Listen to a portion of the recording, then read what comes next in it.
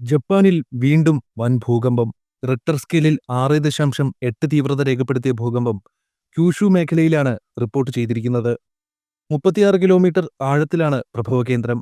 ഹ്യൂഗ NADA കടലിലാണ് ഭൂകമ്പം report ചെയ്തിരിക്കുന്നതെന്ന് ജപ്പാനിലെ ഭൂകമ്പ നിരീക്ഷണ ഏജൻസി അറിയിച്ചു. എവിടെയും നാശനഷ്ടങ്ങളോ ആളപായമോ റിപ്പോർട്ട് ചെയ്തിട്ടില്ല. പുതിയ സാഹചര്യത്തിൽ നിരവധി പ്രദേശങ്ങളിൽ അധികൃതർ സുനാമി മുന്നറിയിപ്പ് നൽകിയിട്ടുണ്ട്. മിയാസാക്കി, ഒയിറ്റ, കഗോഷിമ, എഹിം പ്രദേശങ്ങളിലും ജാഗ്രതാ നിർദ്ദേശം നൽകിയിട്ടുണ്ട്.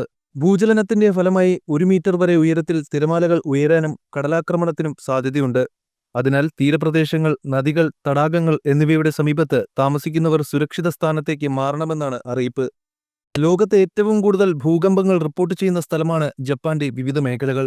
മിക്കവാറും ജനുവരി, ഓഗസ്റ്റ് മാസങ്ങളിലാണ് കൂടുതലായി ഭൂചലനങ്ങൾ കണ്ടുവരുന്നത്. കഴിഞ്ഞ വർഷം ജനുവരി ആദ്യവാരം ഒറ്റ ദിവസം ജപ്പാനിലുണ്ടായത് 185 ഭൂചലനങ്ങളാണ്. വലിയ ആശങ്കയ്ക്ക് വഴിയൊരുക്കിയ ഭൂചലനമാണ് ഉണ്ടായത്. മധ്യ ജപ്പാനിലെ ഹോൺഷു ദ്വീപിലെ തീരദേശ പ്രവിശ്യയായ ഇഷിക്കാവയിലാണ് റിക്ടർ സ്കെയിലിൽ 7.6 തീവ്രത രേഖപ്പെടുത്തിയ ഭൂകമ്പം അനുഭവപ്പെട്ടത്.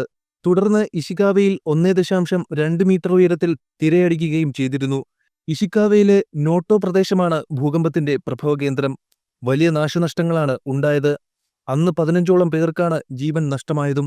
പ്രാദേശിക സമയം 4:06 ആദ്യ ഭൂകമ്പം അനുഭവപ്പെട്ടത്. 4 മിനിറ്റിനു ശേഷം കൂടുതൽ ശക്തമായി അടുത്ത ഭൂകമ്പമുണ്ടായി.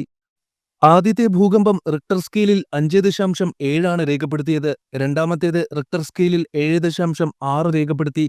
8 മിനിറ്റിനു ശേഷം 6.1 തീവ്രതയിലും ഭൂകമ്പമുണ്ടായി. പിന്നീട് വിവിധ സമയങ്ങളിലായി തുടർ ഭൂചലനങ്ങൾ അനുഭവപ്പെടുകയായിരുന്നു. നദികളിൽ ജലനിരപ്പിൽ കാര്യമായ മാറ്റമുണ്ടായി. ഭൂകമ്പത്തിന്റെ സമയത്ത് നദിയിൽ തിരമാല പോലെ വെള്ളം തിരയടിക്കുന്ന വീഡിയോകൾ അതിനോടകം പ്രചരിച്ചത് ഭീതി വിതച്ചിരുന്നു. 2011 ജപ്പാനിൽ ഇതുവരെയുണ്ടായതിൽ ഏറ്റവും വലിയ ഭൂചലനം ഉണ്ടായത്. അന്ന് ഫുകുഷിമ ആണവ നിലയത്തിനുൾപ്പെടെ തകരാർ സംഭവിച്ചിരുന്നു. കൂടാതെ പലയിടങ്ങളിലും സുനാമി മുന്നറിയിപ്പ് പുറപ്പെടുവിച്ചിട്ടുണ്ട്.